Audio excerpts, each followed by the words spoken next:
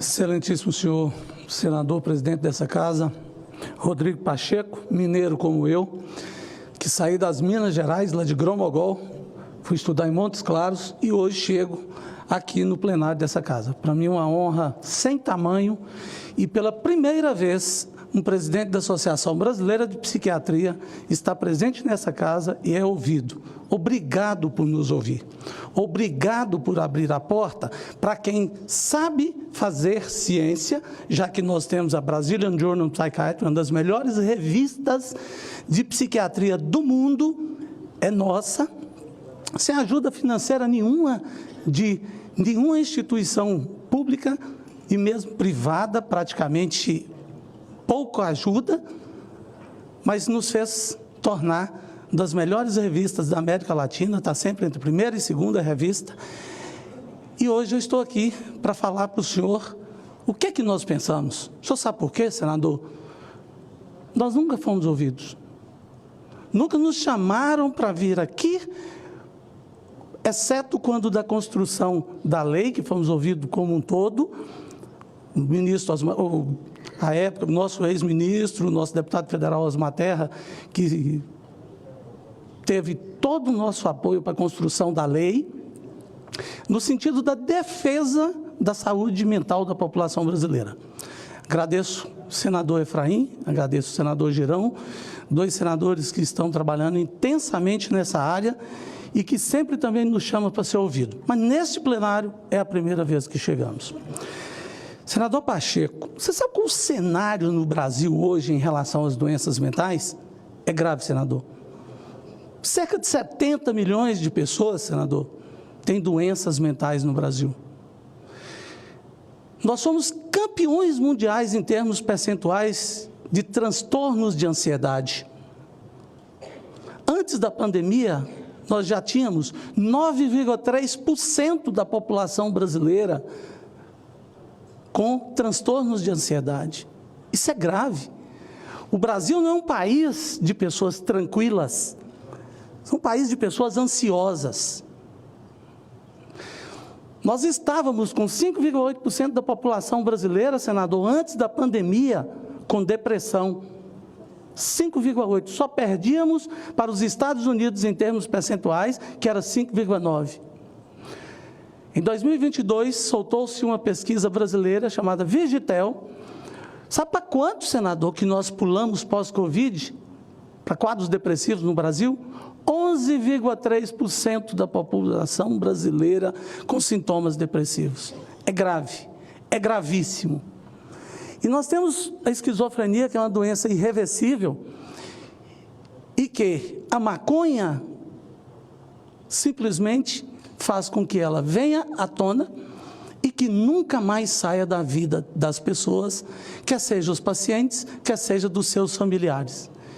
Então, senador Girão, é muito grave você brincar com isso. Qual é o cenário dos tratamentos em saúde no mundo? Nós caímos nossos índices ligados às mortes por cânceres.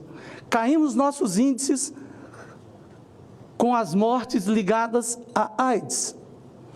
Mas em relação ao suicídio, nós estamos crescendo assustadoramente com nossos índices. E isso se deve a quê? Se deve à presença de mais acessos a drogas, a álcool. A facilidade do acesso faz com que a doença venha a cada vez pior, porque praticamente 100% daqueles que cometem suicídio é porque estão doentes, é porque têm doença mental. Então, os índices crescem assustadoramente. E o que é que nós temos feito? Nada. Como coordenador nacional da campanha Setembro Amarelo, da Associação Brasileira de Psiquiatria e do Conselho Federal de Medicina, nos assusta. E eu gostaria muito de colorir essa casa aqui em Setembro de Amarelo, para a gente trabalhar a prevenção do suicídio. E qual é a segunda maior causa de suicídio? Uso e abuso de substâncias psicoativas, álcool e outras drogas. E nós estamos falando em liberação. Prestem atenção. Todo mundo nessa casa sabe muito bem que nós tínhamos de 48,5% a 50% da população brasileira que consumia cigarros. Nós não fizemos liberar, nós fizemos restrição do uso. E quanto mais restrição nós fizemos, nós baixamos de 50% da população brasileira que consumia o tabaco para cerca de 10%. Então nós temos o melhor case no mundo, com os melhores resultados. Como que nós vamos liberar? Como que nós vamos facilitar o acesso? Isso é desconhecimento da matéria científica sobre o uso e consumo de álcool e outras drogas, muito especificamente da maconha. Sabe qual é a quantidade prevista que é segura para o consumo da maconha? Zero. Não há quantidade prevista de segurança do uso. Se há que banir uma droga da face da terra, é a maconha. Então a gente tem que diminuir a produção. Nós temos que diminuir a possibilidade de distribuição. Nós conseguimos fazer isso com antibiótico. Nós podemos conseguir fazer isso com todas as drogas. O Brasil, por exemplo, não produz uma folha de coca. Mas tem todos os insumos que transformam a folha na pasta base. Por que nós não regulamentamos as substâncias que são usadas para fazer a transformação da folha na pasta base? Conseguimos fazer com antibiótico. Por que nós não conseguimos? Aí os países que produzem a folha jamais produziriam a coca, a pasta base. Não há benefícios, nunca houve. Não há benefício nenhum de nenhuma substância fumada. Não há benefício para a saúde. Por que essa é a única substância, a única planta? Está cheio de planta medicinal aí.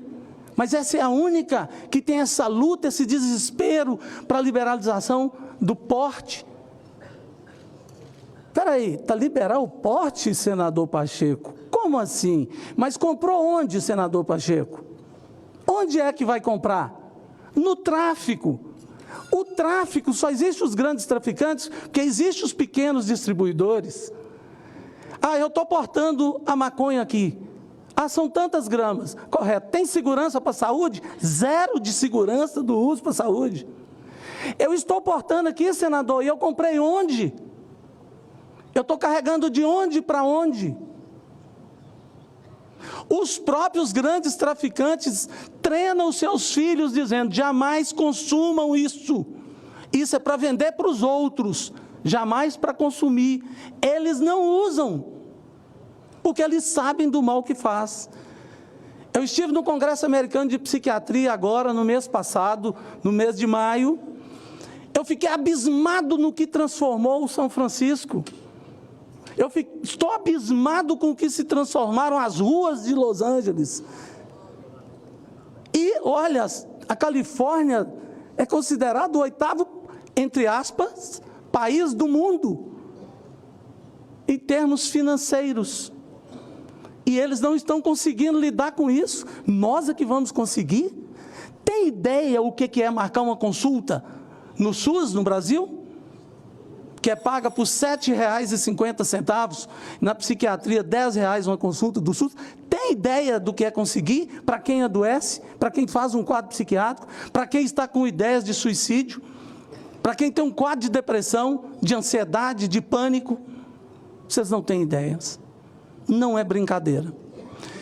Eu gostaria de dizer aqui que eu não sou vinculado a nenhuma ONG, que eu não sou vinculado a nenhuma indústria do álcool, da maconha, nenhuma indústria financeira, indústria de medicamentos.